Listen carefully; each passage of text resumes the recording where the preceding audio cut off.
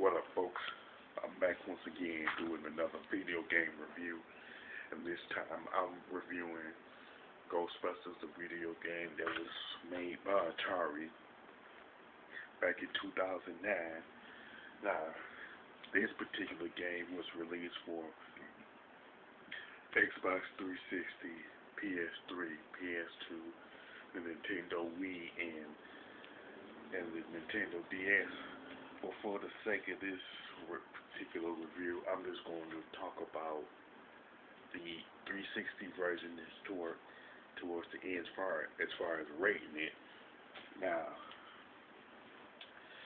this particular game the script was written by Dan Aykroyd and Harold Ramis, so you will see a lot of the humor and the dark tone that you find in the first two movies.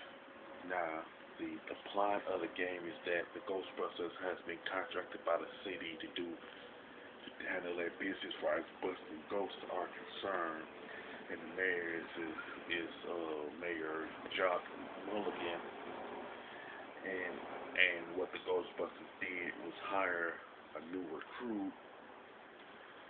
But you don't know the recruit's name because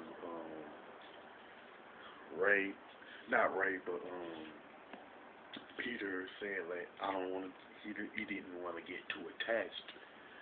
It is something that Peter would say, consider his personality and the fact that Bill Murray played him. He would say something like that, and this particular rookie pretty much not only been hired by the Ghostbusters, but he's been given a particular title where he pretty much tests the experimental stuff that they put together, like the proton pack that this particular rookie wears. At first, he was Peter was complaining that the recruit got a cool, what he considered like a cool title, and get to wear put on the new stuff, the new equipment. And I think it was either Ray or Egon that said that it's better that the recruit gets it, because we don't know how that they didn't know how it would fare. That it could explode, sending them right to like New Jersey. And like Peter was like, that's okay. Keep the title, keep the equipment. Actually, great. That is one great cut scene. And another thing about it is that Walter Peck from the first movie is back in this game as part of this organization, and he was hired also by the mayor and he pretty much keeps an eye on the Ghostbusters, and you can tell when you first see Walter Peck that he still holds a grudge for what happened to in the first movie. And now, one thing that I did notice that it was never explained why he left the EPA when he was first introduced in the game.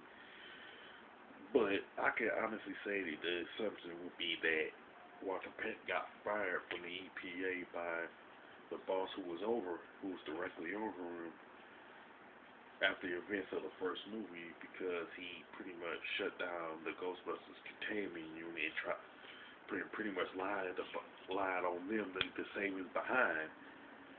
That's a topic for another time, So like, pretty much the game takes place 2 years after the events of Ghostbusters 2, and this time is like during Thanksgiving, and the game pretty much starts off with two security guards at the museum, at the New York museum, I'm getting the name wrong, but it was like they was pretty much talking to each other about the goals of the exhibit, and the security guard that was patrolling, that was doing his patrol thing, was getting the creeps when the other one was talking about Dozer, and he was like, "Hi man, you giving me the creeps." So out of nowhere, something had, had got to the one security guard that was patrolling the museum, and then the Ghostbusters theme started playing, and it's pretty practically the how the first two movies. It's pretty much got the same like Ray Parker Jr. music that was played after the way it happened in the first two movies. You know, with the librarian in the first one and with Dana the baby from the second one. Now, the cast for the most pretty much are back reprising their roles. Harold Ramis as Egon, Ray played by Dan Aykroyd. Peter Fagan is Bill Murray. Ray is Dan Aykroyd. Like I said, Bill. Um, Winston is played by Ernie Hudson. And Annie Potts is back as Janine, but Sigourney Weaver's character and Rick Moranis' character is not in this particular game. I don't know why they came back, but it's safe to say they're not back. The only person that's really new to the franchise is really, as it relates to the movies, it's pretty much Alyssa Milano from Who's the Boss and Charmed, and she plays this like a doctor or a researcher who becomes in a way a target of Shandor, who serves as the main antagonist of the game, and Bill Murray's brother Brian Doyle Murphy plays the mayor in the game, and he was also he also played the shrink in Ghostbusters 2 when the mayor's assistant had them committed, thinking he was doing the mayor a favor in that one. Now you have four different streams, as it were. You got the regular stream on the proton pack, and there's the slime bore, the shot blast, and the Mason Collider. I think I'm most likely butchering it, but these are the four things you can use during the course of the game. Plus, all four of them have like an alternate fire, which are the slime tether, the overload pulse, the stasis stream, and the boson dart. And maybe it's kind of those four streams kind of remind me of like Metroid Prime with the four beams from that game, but it's some will say this is coincidental. But I don't think they borrowed that from the Metroid Prime games. Plus, you can detect ghosts with the PKE meter, as far as if you want to try to find a particular ghost, and you can use the goggles to scan ghosts, slime, stuff like that. And that one reminds me of Metroid Prime also, but I don't think that it was borrowed from there either. It's a lot of stuff. They do have different types of ghosts that you could bust and you send to the traps. And the one thing that I like about this game versus the Ghostbusters game on NES, you don't have to worry about the traps being full you're trying to put a ghost in a trap, you know. And the one thing you can do when you catch them in the regular stream, you can slam them against a wall, floor, or the ceiling. Now, one thing about it that the arrows, the arrows will show up to show you where to slam them at. And once they're ready to be put in the trap, it'll show you 4 arrows going up, down, left, and right. And like I said, now with the 360 version, once you make a certain amount of money, they will show you what items you can buy. But you can pretty much wait if you want to buy that item after you completed a particular mission. And it seems like the Wii version and the PS2 version don't have certain like stages that the say the PS3 and the Xbox 360 version has. Like I said, I'm just gonna rate the the 3 Xbox 360 versions because I played it more.